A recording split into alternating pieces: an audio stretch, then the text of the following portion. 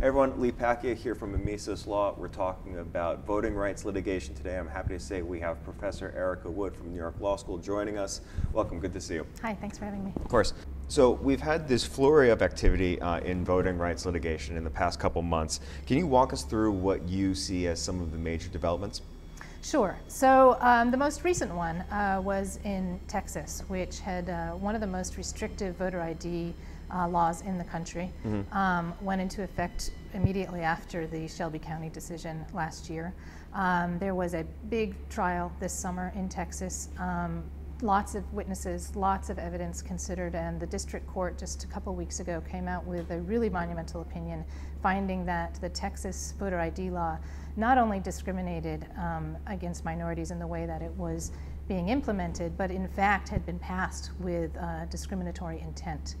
The court found in that case that there were 600,000 registered voters in Texas who did not have the required ID that they would need in order to be able to vote just next month.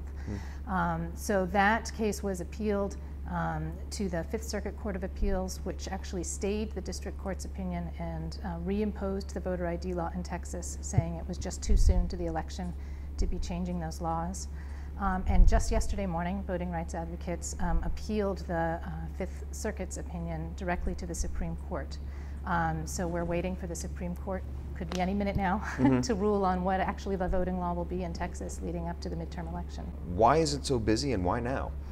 So I think it really comes from this Supreme Court opinion in 2013, Shelby County versus Holder, which was the most critical voting rights opinion we've seen in the last 50 years come out of the Supreme Court.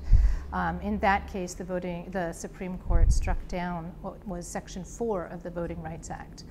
Folks may be aware that under the Voting Rights Act, states that had previously discriminated against minority voters through post-Reconstruction, Jim Crow years, through the Civil Rights era, with things like poll taxes and grandfather clauses and literacy tests, that there were certain states and regions in the country that were covered by the Voting Rights Act, meaning they had to seek permission from the federal government before they could change any of their voting laws.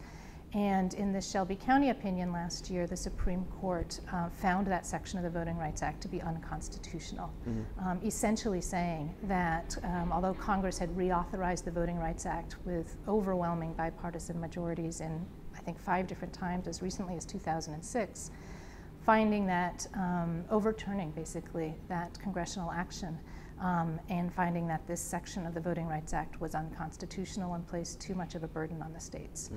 As a result of that, literally 24 hours after that opinion was issued by the Supreme Court, Texas reinstituted its voter ID law. Within a week of that, North Carolina imposed one of the most restrictive voter ID laws in the country. Both of those were states that had previously been covered by the Voting Rights Act, and the Department of Justice had previously prohibited them from passing those laws. It's hard to generalize in situations like this because it's so ridiculously complicated, but for advocates of voting rights, have the last 2 months portended an improvement in the situation? Is it not? Is it the opposite? Are things going sideways? How are things going? Things are going busy. Yeah. It's really hard to sort of paint it with a broad brush because it's been different in every state. So we just spoke about Texas. A little bit earlier in Wisconsin, actually, there had been a very restrictive voter ID law, and a federal district judge last spring had found that that law discriminated against minorities in the state. That was actually the first opinion in the country that had found a state voting law to violate a voter ID law to violate Section 2 of the Voting Rights Act, and had found that it was discriminatory again after a trial and looking at an enormous amount of evidence.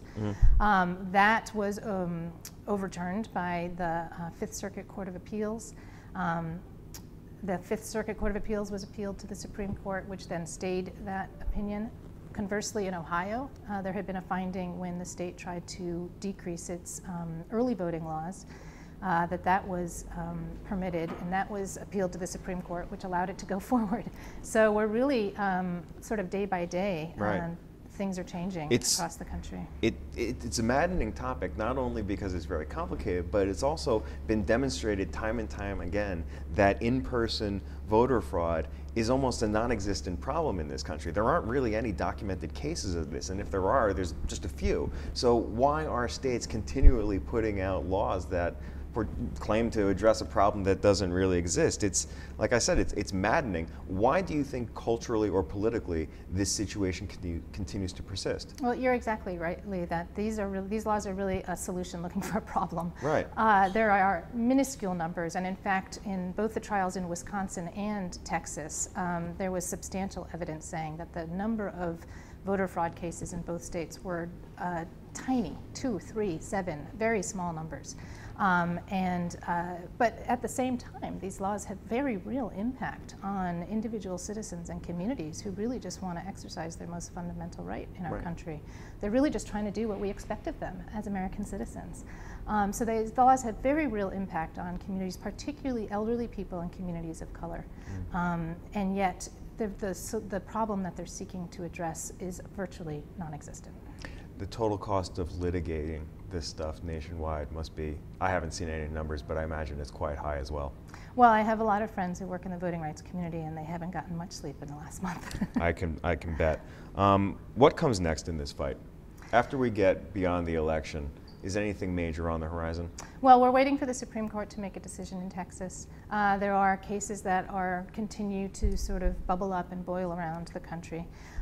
It's really a focus on Section 2 of the Voting Rights Act. So I talked about how Shelby County found Section 4 to be unconstitutional. There's another section of the Voting Rights Act called Section 2, which allows individuals and groups to bring individual lawsuits. And that's really what's caused the Texas, the Wisconsin, the Ohio cases. Section 2 now has sort of new teeth. It's being put to work really for the first time with these laws. So really the next year or two will be a true test to see the strength of Section 2 and actually protecting the right to vote in our country. It's never been put to that test before, so it's really in the spotlight. So going forward, Eric Holder, of course, is going to step down from running DOJ in the near future. What does his departure mean for this situation entirely? Well, the Department of Justice certainly has, under Attorney General Holder's leadership, has been very strong on protecting the right to vote, particularly in minority communities around the country. He's done tremendous work, and his staff has done tremendous work to uphold that right.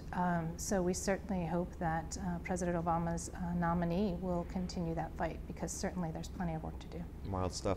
Erika, thank you for stopping by and unpacking this for us. All right, thanks. That's Erika Wood from New York Law School. If you'd like to see more of the stuff they're working on here, be sure to go check them out online. I'm Lee Pacchia. See you next week.